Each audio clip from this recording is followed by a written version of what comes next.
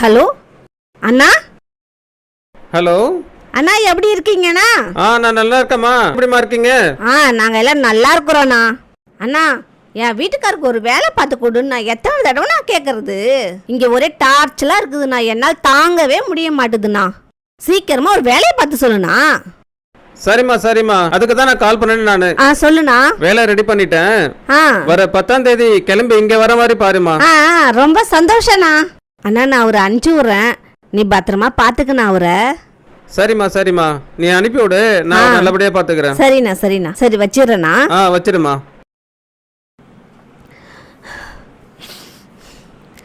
இப்பயாவது எனக்கு விடிவு காலம் கிடைச்சிதே.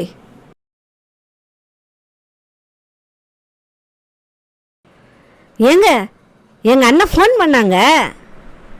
என்னம்மா? என்னவா?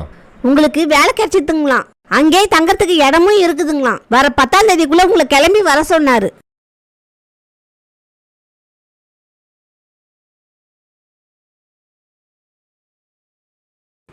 ஏங்க, அது உங்களுக்கு பிடிச்ச வேலை தானங்க, எதுக்கு இப்படி மூஞ்ச சுழிச்சுக்கிறீங்க?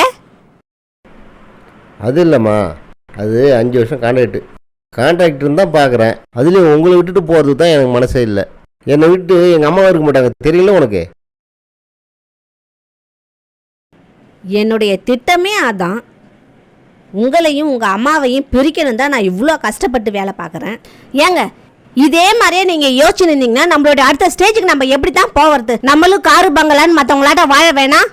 சும்மா அம்மான்னு பிடிச்சி நிற்கிறீங்க. சின்ன பிள்ளையாட்டம், வளர்ந்த பிள்ளையாட்டம் யோசிங்க.